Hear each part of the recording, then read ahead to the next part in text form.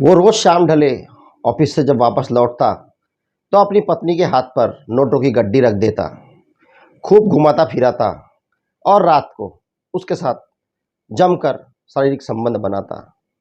इस तरीके से बनाता कि उसकी पत्नी भी आश्चर्य में पड़ चुकी थी कि हमारी शादी को 5 साल हो चुके हैं, लेकिन 5 सालों में मैंने ऐसा कभी नहीं देखा जो नया बदलाव इनमें कुछ 8-10 दिनों से मुझे नज़र आ रहा है। एक नया जोश, एक नई उमंग पूरी तरीके से बदल चुका था उसका पति।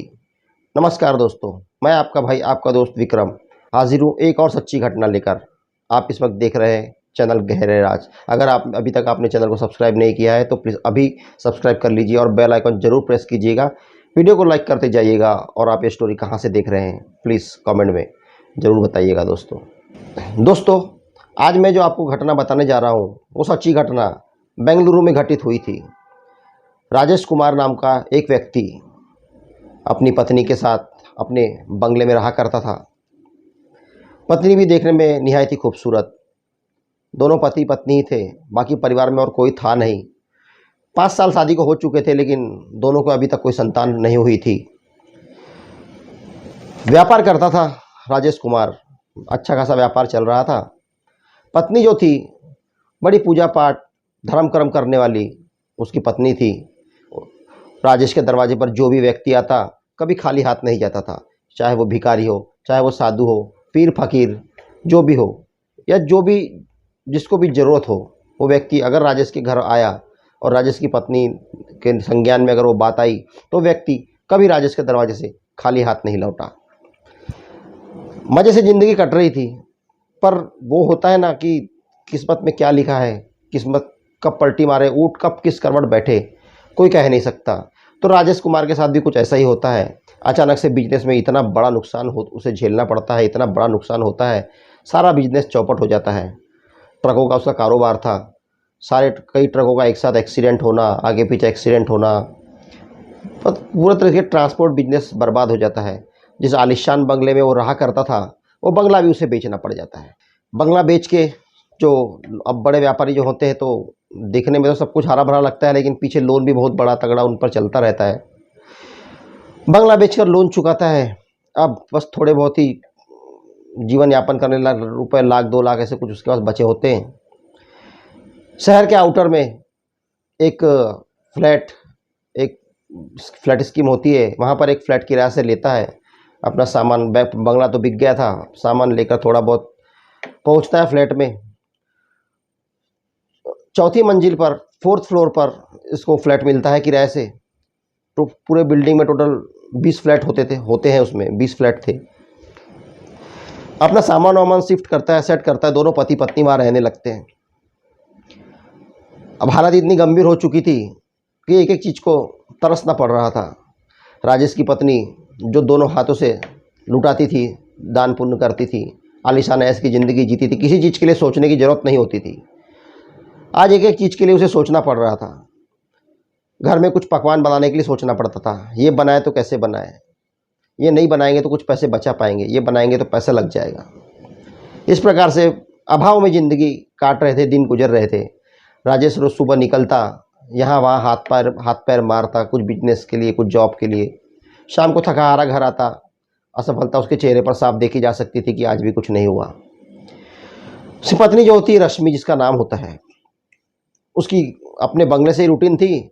सुबह नहा धोने के बाद छत पर जाना और छत पर जाने के बाद अपने वहीं बाल वाल सुखाना। यहाँ भी वही करती है। चौथे फ्लोर पर इनका फ्लैट था और उसके ऊपर कोई फ्लोर था नहीं, तो छत जो थी इनको मिल चुकी थी, वहाँ इसको ये यूज़ कर सकते थे। तो रश्मि का यहाँ भी वही रूटीन होता है, वो नहाती धोती है और छत पर जाके अपने बाल सुखाने लगती है। तो सामने उसे एक नीम का पेड़ दिखाई देता है, काफ़ी विशाल, बड़ा, इतना बड़ा कि उसने आज तक कभी देखा नहीं था। हरा भरा नीम का वृक्ष उसे दिखाई देता है। लेकिन होता क्या है कि जब रश्मि उस नीम के पेड़ को देखती है तो पता नहीं क्यों उसे एक आकर्षण सा, एक सम्मोहन सा उसके प्रति होता है। उसका मन करता है मैं इसे देखती रहूं। जब उसे ऐसा लगता है कि ये पेड़ मुझे देख रहा है, ऐसा उसे एहसास होता है कि ये पेड़ मुझे देख रहा है। उसका रोज़ का ये रूटीन था। 3 दिन, 4 दिन, 5 दिन इसी तरह से गुजरते हैं। हफ्ता गुजरा, महीना गुजरा, वहीं रहने लगे। रश्मि का वही रूटीन था। छत पर जाना, अपने बाल सुखाना और रोज़ उस पेड़ की तरफ देखना, और उसको वही फीलिंग रोज़ आती थी कि पेड़ मुझे देख रहा है या पेड़ पे से कोई मुझे देख रहा है। उसने ध्यान नहीं दिया, हो सकता है। अब एक दिन क्या होता है, जब रश्मि जो होती है वो छत पर अपने बाल सुखा रही होती है, उसे अचानक से गाजर के हलवे की खुशबू आती है। शायद आस पड़ोस में कहीं गाजर का हलवा बन रहा था। अब ज़िंदगी तो इतनी अभाव में गुजर रही थी कि गाजर का हलवा बनाने की भी नहीं सोच सकते थे। इतनी दयनीय स्थिति, आर्थिक हालात इतने बेबस उन लोगों के हो चुके थे। सोचती है, काश मुझे भी ये गाजर का हलवा खाने को मिल जाता तो कितना अच्छा होता। बोलकर 10-15 मिनट छत पर रुकती है। उसका पति जो था वो फ्लैट में ही होता है। 10-15 मिनट के बाद जब वो वापस अपने फ्लैट में आती है और जब किचन में जाती है तो देखती है वहाँ पर एक पॉट रखा हुआ है, प्लेट से ढका हुआ। जब जाकर ऊपर से ढक्कन हटाती है, प्लेट हटाती है, तो देखती क्या है कि वहाँ उसमें तो सुंदर स्वादिष्ट सुगंधित गाजर का हलवा रखा हुआ है। वही खुशबू जो उसने छत पर महसूस की थी। वो हॉल में आती है, अपने पति से पूछती है, ये गाजर का हलवा कहाँ से आया? वो कहता कोई बच्चा दे गया। ठीक है, सोचती है यार कितने अच्छे पड़ोसी हैं, गाजर का हलवा दे गए। बात आई गई हो जाती है। दोनों पति पत्नी मज़े से गाजर का हलवा खाते हैं। 1-2 दिन बीतते हैं। रश्मि का तो वही रूटीन था। फिर छत पर जाती है, वही अपना बाल सुखा रही होती है, पेड़ की तरफ देखती है, वही फील होता है। इस बार खुशबू आती खीर की, खीर बनने की।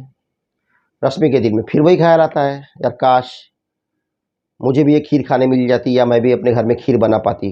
भगवान हमें उतना संपन्न फिर से कर दे। वही होता है। कुछ देर बाद फिर रश्मि जाती है नीचे, पति फ्लैट में होता है। फिर किचन में जाती है तो कटोरे में खीर नज़र आती है। फिर आके पति से पूछती है तो पति का वही जवाब सेम कि कोई बच्चा आया था दे गया। लेकिन इस बार एक फ़र्क था कि पति कहता है कि इस बार जो देने आया था वो बच्चा कोई और था। पिछली बार जो हलवा देके गया था वो बच्चा कोई दूसरा था। वो कहता है, वो कहती है कि तुमने पूछा नहीं कौन हो, किसके बेटे हो, कौन भेज रहा है कि? उसका पति कहता है यार मैंने नहीं पूछा। फिर उसका पति उससे कहता है तुम्हें पता करना चाहिए, तुम जाओ आस पड़ोस में देखो, किसी पड़ोसियों ने ही भेजी होगी और उनका शुक्रिया अदा करके आओ, उनको थैंक्स बोलना चाहिए। रश्मि कहती है ठीक है। रश्मि जाती है। टोटल बिल्डिंग में 20 फ्लोर थे, एक फ्लोर पर 5 फ्लैट। अपने फ्लोर पर, चौथे फ्लोर पर रश्मि जाती है, पड़ोस में बोलती जी शुक्रिया, आपने उस दिन हलवा भेजा था, आज खीर। पड़ोसन कहती कौन सा हलवा और कौन सी खीर? हमने कोई, हमारे तो हलवा ही नहीं बना, ना खीर बनी। तो हम बना ही नहीं तो हम कहाँ से भेजेंगे मैडम आपको? वो सॉरी कहती है, आगे बढ़ जाती है। अगले फ्लैट में पूछती है, डायरेक्ट शुक्रिया अदा करने से पहले पूछती है क्या आपके यहाँ के बच्चे ने हमारे यहाँ उस दिन हलवा या आज खीर पहुँचाई थी? वहाँ से ही मना कर देते हैं। तीसरा, चौथा, चारों फ्लोर। अब उसे आश्चर्य होने लगता है। थर्ड फ्लोर पर आती है, चारों फ्लैट में पूछती है, जवाब होता है ना। सेकंड पे आती है, जवाब होता है ना। फर्स्ट फ्लोर पर आती है, कोई रिजल्ट नहीं। पूरी बिल्डिंग के 19 फ्लैट में वो घूम चुकी होती है और 19 के 19 फ्लैट से उसे जवाब मिलता है कि हमने ना गाजर का हलवा भेजा, ना हमने खीर भेजी, हमारे यहाँ कोई बच्चा तुम्हारे यहाँ नहीं आया। रश्मि सन्न हो जाती है। ऊपर आती है, अपने पति को बताती है। पति भी बड़ा आश्चर्यचकित होता है कि यार ऐसे कैसे हो सकता है, पूरी बिल्डिंग से किसी ने नहीं भेजा। अब क्या बगल की बिल्डिंग से लाएंगे, बगल के मोहल्ले से लोग आकर देके जाएंगे? दोनों काफ़ी सोच विचार करते लेकिन कोई रिजल्ट निकलना ही नहीं था। क्या सोचेगा आदमी, क्या दिमाग लगा लेगा? कुछ दिमाग नहीं लगता। बात आई गई हो जाती है। 2-4 दिन फिर बीत जाते हैं। आज क्या होता है, रश्मि का पति सुबह गया, शाम को मार्केट से वापस आता है और कहता है कि देखो रश्मि, ऐसा है कि यहाँ तो कुछ जुगाड़ बैठ नहीं रहा। मेरा एक दोस्त है जो खाड़ी देश में दुबई में काम करता है, उससे मेरी बात हुई है, मैंने उसे अपने डॉक्यूमेंट्स भेजे थे। उसने मुझे कहा है तुम यहाँ आ जाओ। उसने मेरी वहाँ कहीं बात कर ली है और मुझे वहाँ से कॉल, मेरा इंटरव्यू कॉल पर हुआ है, वीडियो कॉल पर, कॉन्फ्रेंसिंग में, तो मुझे सिलेक्ट कर लिया गया है। तो मैं अब दुबई जाना चाहता हूँ, मैं दुबई जा रहा हूँ। रश्मि परेशान हो जाती है, तुम दुबई चले जाओगे तो मेरा क्या होगा? मुझे यहाँ अकेले ऐसे किसके भरोसे छोड़ के तुम दुबई जाओगे, और मैं ऐसे अकेले यहाँ कैसे रह पाऊँगी? उसे समझाता है राजेश कि देखो रश्मि, कुछ ही दिन की बात है, मैं बस चला जाऊँगा वहाँ, 10-15 दिन में, महीने भर में सब कुछ सेट करके मैं तुम्हें वहाँ बुला लूँगा, मुझे बस 1 महीने की मोहलत दे दो। रश्मि ना नुकुर करने के बाद अब कोई रास्ता भी नहीं था, मान जाती है। एक दिन बीतता है, आफ्टर डे टुमारो जो बोलते हैं हम लोग, परसों, उसका पति उसको विदा करती है, फ्लैट से रवाना होता है, दुबई के लिए चला जाता है। रश्मि अपने फ्लैट में। अब होता क्या है, 2 घंटे के बाद रश्मि की डोरबेल बजती है। रश्मि जाती है, दरवाज़ा खोलती है, सामने पति खड़ा है। सरप्राइज हो जाती है, अरे आप तो दुबई गए थे, अब वापस कैसे आ गए? वो कहता है, रश्मि मेरे डॉक्यूमेंट्स में कुछ प्रॉब्लम आई, मुझे एयरपोर्ट पर रोक दिया गया, मैं दुबई नहीं जा पाया। अब 2-4 दिन इस प्रोसेस में लगेंगे, उसके बाद ही मेरा जाना हो पाएगा। और रश्मि वैसे तो खुशी हो रही थी कि उसका पति आ गया, उसके पास उसे अकेला नहीं रहना पड़ेगा। वो कहती, चलो अच्छी बात है, ठीक है, 2-4 दिन बाद चले जाना। पति घर में आया, आने के बाद काफ़ी रोमांटिक नज़र आ रहा था। रश्मि से प्यार मोहब्बत की बातें करने लगा, रश्मि को यहाँ वहाँ छूने लगा, रश्मि को छेड़ने लगा, अटखेलियाँ करने लगा रश्मि के साथ। रश्मि कहती है, क्या बात है, बड़े मूड में हो, बड़ा प्यार आ रहा है आज पत्नी पर। राजेश कहता है, तुमसे दूर जाने की बात से मैं सहम गया था। जब मैं दुबई के लिए निकला तो तुमसे दूर जाने, तुम जुदाई का दर्द क्या होता है मुझे समझ में आया। आज तक कभी मैं तुमसे इतना दूर रहा नहीं ना, इसलिए आज मुझे तुम्हारी अहमियत समझ में आई, इसलिए मुझे तुम पर कुछ ज़्यादा प्यार आ रहा है। पत्नी भी खुश हो जाती है, ठीक है। रात होती है, खाना पीना खाते हैं, और उसके बाद फिर वही जो एक जवान कपल के बीच में होता है, प्यार मोहब्बत, दोनों आलिंगनबद्ध होते हैं।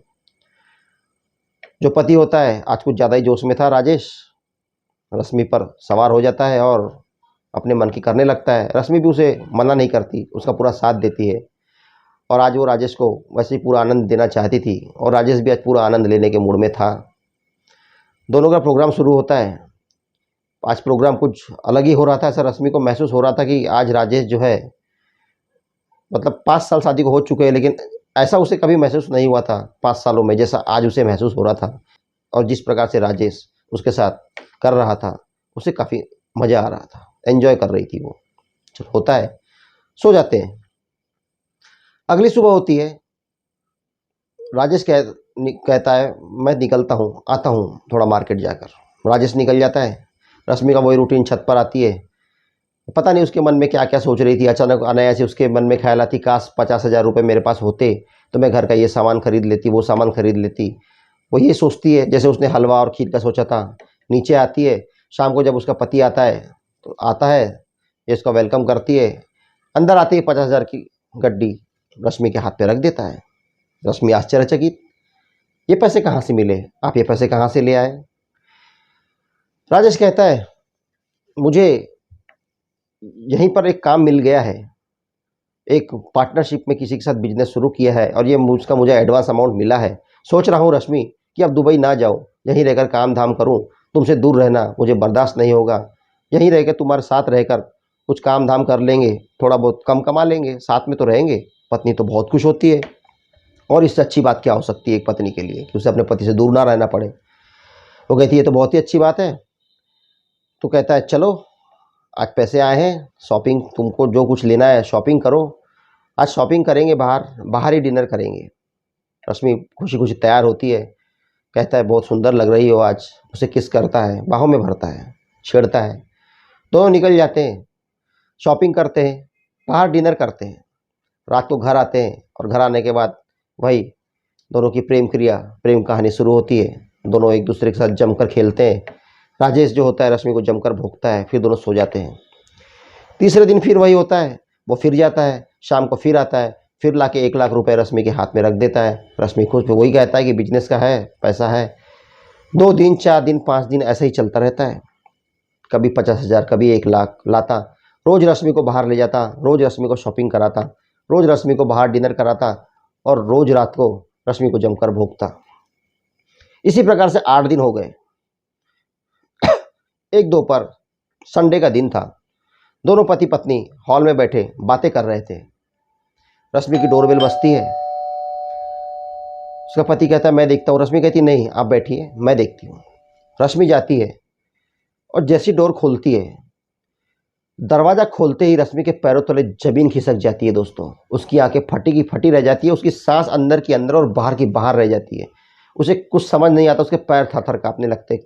जानते उसने क्या देखा? उसने वो ये देखती है कि दरवाजे के बाहर उसका पति खड़ा था। जी हाँ दोस्तों, राजेश दरवाजे के बाहर खड़ा हुआ था। वो बाहर देखती है, हॉल में अंदर की तरफ देखती है, पर डोर ऐसा था कि वहाँ से हॉल क्लियर दिखाई नहीं पड़ता था, सोफ़ा। वो भड़क से दरवाज़ा बंद करती है, भागती हुई जाती है हॉल में। हॉल में जाकर देखती है तो क्या, जो हॉल में राजेश बैठा था उसका पति, वहाँ नहीं होता है।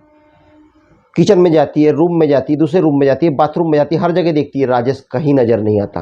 वापस आती है, डोरबेल बज रही होती है, आखिर दरवाज़ा खोलती है, राजेश अंदर आता है, गुस्सा करता है, चिल्लाता है क्या हो गया है तुम्हें, कौन है अंदर जो मुझे देखते ही तुमने इतने जोर से दरवाज़ा बंद किया और अंदर भागी, किसको छुपा रही हो, क्या चल क्या रहा है मेरे पीछे यहाँ? रश्मि को तो काटो तो खून नहीं, बोले तो क्या बोले रश्मि, और बताए तो क्या बताए। राजेश उसे झकझोरता है तो रश्मि जैसे होश में आती है, पसीना पसीना पूरी पसीने से भीग चुकी थी। राजेश किचन में जाता है, पानी लाता है, रश्मि को पिलाता है, बैठाता है, खुद पंखा चालू करता है, बोलता है अब मुझे शांति से बताओ कि बात क्या है। रश्मि कहती है तुम तो अभी अंदर थे, तुम बाहर कैसे आ गए? मैं अंदर था? अरे मैं तो दुबई गया था, मैं कहाँ से अंदर था? नहीं तुम अभी अंदर थे, तुम रोज मेरे साथ हो, तुम 8 दिन से मेरे साथ हो, दिन रात मेरे साथ हो, तुम कहाँ दुबई गए? तुम तो वापस आ गए थे। वो कहता है अरे मेरी प्यारी बीबी रश्मि, मैं तो तुमसे उस दिन विदा लेके दुबई के लिए निकला था, मैं तो दुबई गया था और मुझे दुबई गए 8 दिन हो गए, 8 दिन से तुम्हारा फ़ोन ट्राई कर रहा हूँ, तुम्हारा फ़ोन स्विच ऑफ आ रहा है। रिश्तेदारों को, जानने वालों को फ्लैट पर भेजा तुम्हें देखने के लिए, तो वो कह रहे हैं कि फ्लैट के बाहर तो ताला लटका हुआ है। जब मुझे और कोई जरिया नया मिला तो मुझे 8 दिन के बाद दुबई से वापस आना पड़ा। मुझे तुम्हारी फिक्र सता रही थी कि क्या हुआ रश्मि को, अचानक फ़ोन भी स्विच ऑफ है और फ्लैट पर ताला लगा है, रश्मि गई तो गई कहाँ? मैं तो पागल हो गया था, इसलिए मैं वापस आया हूँ। रश्मि क्या बोले? रश्मि उसको बदस्तूर एक एक सारी बात जो यहाँ घटित हुई थी सारी उसे कह सुनाती है। वो भी आदमी सदमे में आ जाता है कि यार ये क्या हुआ, ये क्या हुआ, कुछ समझ में नहीं आता। वो जाते हैं, उनको समझ मतलब इतना तो आभास हो जाता है कि कुछ तो गड़बड़ है, ये कोई साधारण बात नहीं है कि मेरी शक्ल में कोई आदमी आकर 8 दिन मेरी बीबी के पास रह के गया, उसके साथ 8 दिन तक लगातार शारीरिक संबंध बनाता रहा और जब मैं आया तो गायब हो गया। एक पीर बाबा के पास जा पहुंचते हैं किसी के जरिए से और पीर बाबा को सारी कहानी कह सुनाते हैं। पीर बाबा समझ जाते हैं और पीर बाबा वहीं बैठे बैठे कहते हैं जब तू छत पर जाती थी तुझे एक सामने नीम का पेड़ नज़र आता था? वो कहती थी हाँ मुझे नज़र आता था। तुझे ऐसा कुछ अनुभव होता था? वो बताती हाँ मुझे ऐसा लगता था कि वो मुझे देख रहा है, वो पेड़ मुझे अच्छा लगता था, मुझे ऐसा लगता था कि वो पेड़ मुझे देख रहा है, मुझे बुला रहा है, या उस पेड़ से मुझे कोई देख रहा है। पीर बाबा कहते हैं पागल, वो उस पेड़ में जिन्न था, जिन्न रहता था वहाँ। मेरे रोंगटे खड़े हो गए दोस्तों कहानी बताते सब। उस पेड़ में जिन्न था और वो जिन्न को तू बहुत पसंद आ गई थी, पहली नज़र से वो तुझसे प्यार करने लगा था, वो तुझे नुकसान नहीं पहुंचाना चाहता था, वो तुझसे प्यार करने लगा था, तू उसके दिल में समा गई थी, उसके दिल में बस गई थी और वो तेरे साथ रहना चाहता था। इसलिए तेरी जो भी तेरी इच्छा होती थी वो पूरी करता था। तू जो तू सोचती थी तेरे सोचते ही वो तेरे को पूरा कर देता था। तुझे हलवा खिलाया, तुझे खीर खिलाई, तुझे पैसों की ज़रूरत थी, तुझे लगातार पैसा दिया, 8 दिन तेरे साथ रहा लेकिन तुझे कोई नुकसान नहीं पहुंचाया क्योंकि वो तुझसे प्यार करता था। वो कहते बाबा ये सब हम नहीं जानते, अब हमें आप किसी भी तरह से इससे मुक्ति दिलाइए वरना क्या पता कल को क्या हित कर दे। बाबा कहता है ठीक है मैं बंदोबस्त कर दूंगा। उन्हें कुछ बाबा कुछ अपनी प्रक्रिया जो होती है वो करता है, उन्हें कुछ सामान अपने फ्लैट में डालने वालने को बंधन करके देता है। तो उसके बाद से 2-4 दिन गुजरते हैं। अब इस वजह से इसी तरह से राजेश भी रश्मि को छोड़ के जा नहीं पा रहा था। 1 महीना बीत जाता है। 1 महीने के बाद होता क्या है दोस्तों कि रश्मि जो थी वो प्रेग्नेंट हो जाती है, उसको गर्भ ठहर जाता है। अब इनको ये समझ में नहीं आता इस चीज़ की खुशी में मनाएं या दुखी हो, क्योंकि 199% उनको डाउट था कि ये जो बच्चा है ये राजेश का नहीं है, ये बच्चा उसी जिन्न का बच्चा है। ये जाते हैं हॉस्पिटल में, टेस्ट कराते हैं, टेस्ट पॉजिटिव आता है, रश्मि प्रेग्नेंट थी। अब क्या करें दोस्तों? ये दोनों फैसला लेते हैं इस बच्चे को इस दुनिया में ना लाया जाए। पता नहीं कैसा बच्चा होगा, क्या होगा, जिन्न का बच्चा सोचने से ये इंसान थर थर काँपने लगे कि जिन्न का बच्चा पैदा हुआ, कैसा पैदा होगा, क्या होगा, वो इंसान होगा, जिन्न होगा, कैसा होगा। दोनों फैसला कर लेते हैं, हॉस्पिटल में जाते हैं, अपॉइंटमेंट लेते हैं और उसको हटा देते हैं, साफ कर देते हैं, अबॉर्शन करा लेते हैं। अब देखते क्या है दोस्तों, अगली सुबह 2-3 दिन तो बेड रेस्ट पे होती है रश्मि, और उसके बाद जब रश्मि छत पर जाती है तो क्या देखती है, वो जो नीम का पेड़ था वो आधा सूख चुका था। रश्मि को बड़ा आश्चर्य हुआ, ये नीम का पेड़ आधा कैसे सूख गया। और उसके बाद फिर जब वो फ्लैट में वापस आती है तो अजीब अजीब सी हरकतें उनके फ्लैट में चालू हो जाती है, बर्तन इधर से उधर फेंकना, दरवाजे खिड़कियां बजना, अजीब अजीब सी घटनाएं। दोनों डर जाते हैं। डरने के बाद तुरंत भागे भागे से उसी पीर बाबा के पास जाते हैं, पीर बाबा को सारी कहानी बताते हैं। पीर बाबा समझ जाते हैं, उनसे कहते हैं देखो वो जो बच्चा था वो उसी जिन्न का बच्चा था, और उसके बच्चे को तुमने मार दिया। अब वो बहुत ज़्यादा तुम पर क्रोधित हो चुका है, अब वो इतना क्रोधित हो गया है कि वो तुम्हारा कुछ भी अहित कर सकता है। मैं तुम्हारा कब तक ख्याल रखूंगा, मैं तुम्हारी कब तक सुरक्षा कर पाऊंगा, आखिर वो जिन्न है, तुम्हारा कभी ना कभी अहित कर ही देगा। वो बोलते बाबा रास्ता क्या है। बाबा उन्हें रास्ता बताते हैं कि तुमको ये जगह छोड़ के जाना पड़ेगा, उसका वास उस पेड़ में है, यहाँ जब तक रहोगे वो तुम्हें परेशान करता रहेगा, तुम इस शहर को छोड़ दो।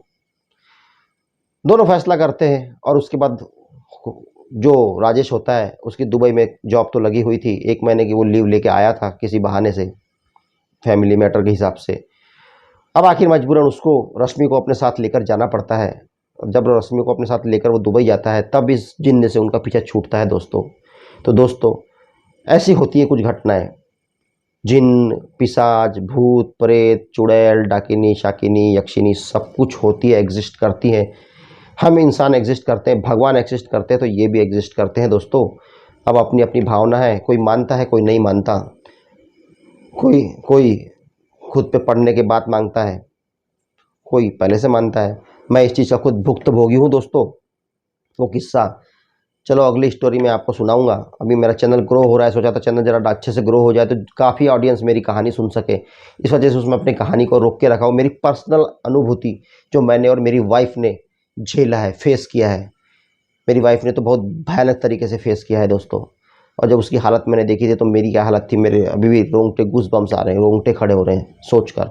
वो कहानी आप लोगों को शेयर करूँगा, आप लोग भी सोचने पर मजबूर हो जाएंगे कि ऐसा भी होता है। करूँगा उस कहानी को शेयर, थोड़ा वक्त है। तो दोस्तों कहानी कैसी लगी कमेंट में ज़रूर बताइएगा। प्लीज़ वीडियो को लाइक कीजिए, चैनल को सब्सक्राइब नहीं किया है तो जल्दी से सब्सक्राइब कर लीजिए, और कमेंट में आप ज़रूर बताइए कि आप कहानी कहाँ से सुन रहे हैं दोस्तों। मुझे बहुत हेल्प मिलेगी आप लोगों से कनेक्ट करने में। मिलते हैं कल एक और नई कहानी के साथ। अपना बहुत ख्याल रखिए। धन्यवाद।